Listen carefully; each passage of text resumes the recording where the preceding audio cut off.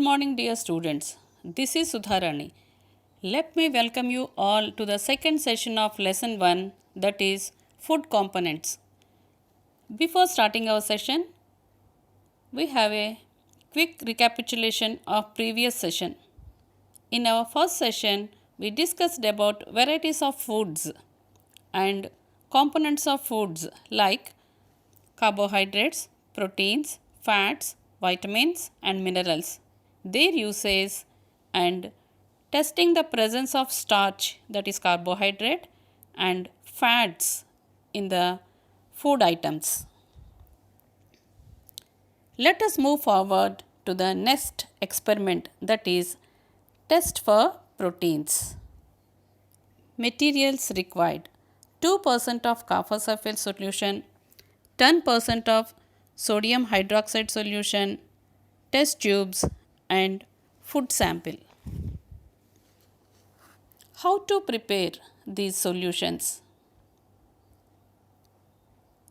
For preparing 2% of copper sulfate solution, take 2 grams of copper sulfate and dissolve it in 100 ml of water.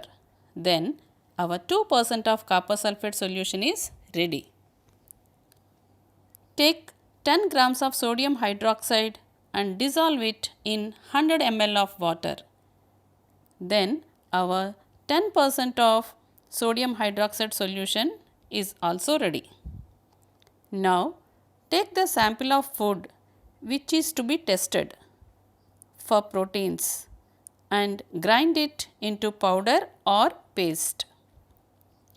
Take this paste or powder into a test tube and add 10 drops of water and stir it well. Now you have a solution of sample food in the test tube. Take 10 drops of this sample food solution in a clean test tube and add 2 drops of copper sulfate solution and 10 drops of sodium hydroxide solution and mix it well. If the food color changes to violet or purple, it confirms the presence of proteins. If the color of the food item remain unchanged even after the addition of the solution, it indicates the absence of proteins in that particular food item.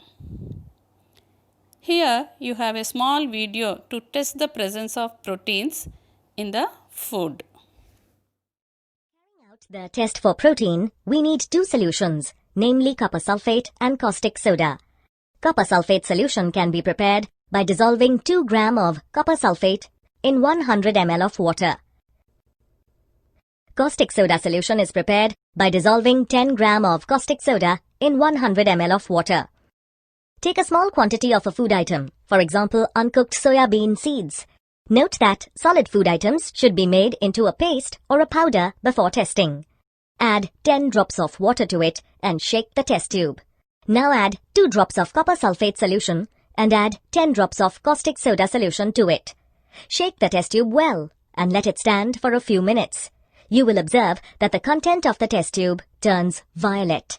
The violet color indicates the presence of proteins in food items. Similarly, you can check other food items also. Welcome back to our next part of the lesson, that is raw phase, also known as dietary fiber. What is raw phase? Raw phase is a kind of carbohydrates present in our foods that our body fails to digest. They help in free bowel movement and prevents constipation.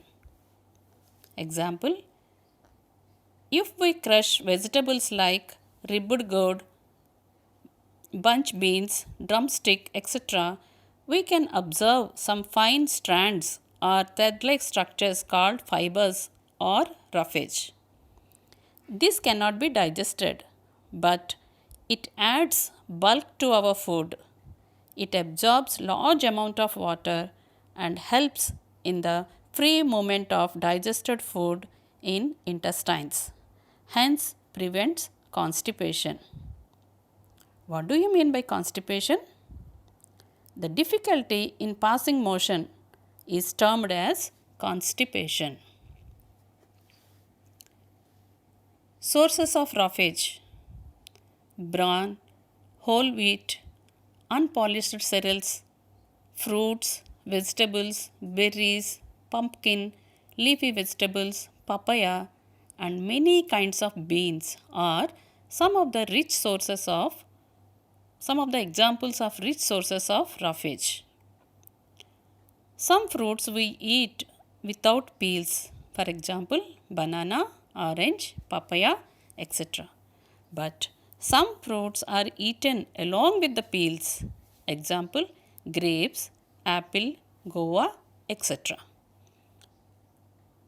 Children, you might have observed your mother uses some vegetables along with their peels to prepare chutneys. Examples: ribbed gourd, cucumber, tomato, etc. Do not discard the peels because they are rich sources of nutrients and contain more fiber and helps in digestion. Nowadays, our farmers are using more pesticides in their fields to kill the pests, but those chemicals are attached to the peels of the fruits and vegetables and enters into our body.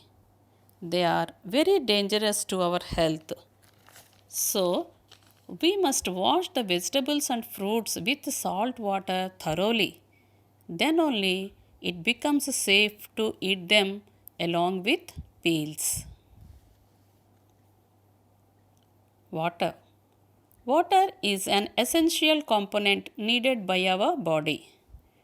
We must drink plenty of water as it helps in many of our life processes. About 60% of our body consists of water and it keeps our body hydrated. Even the plants and animals also require water to survive. Most of the vegetables like potato, cucumber, tomato, carrot, brinjal, and some fruits like grapes, watermelon, papaya, apple, kiwi, pineapple, etc. contains water. This water acts as an indirect source of water along with what we have usually drink. This is important for easy movement of food in our digestive tract. Let's see how this help in the movement of food by doing an activity. Take a piece of sponge and try to move it into a pipe. It moves with some difficulty. Remove the sponge from the pipe, dip it in water and try to move it again in the pipe. It moves freely. In the same way, water pushes the food with ease, in turn helping in digestion. Uses of water to our body.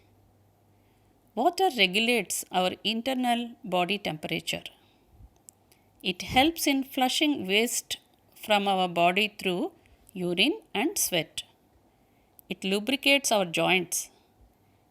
It acts as a shock absorber for heart, brain, spinal cord, and other vital organs and protect them.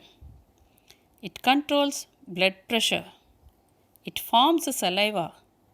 It helps to absorb the nutrients.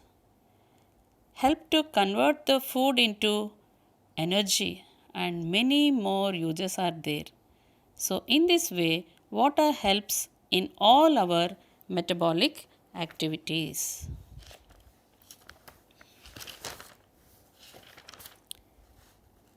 So, my dear children, let us summarize the topics that we have discussed in this session. We have discussed testing the sample for the presence of proteins, roughage, the dietary fiber, its sources and functions, and finally about water and its usefulness to human body. Thank you.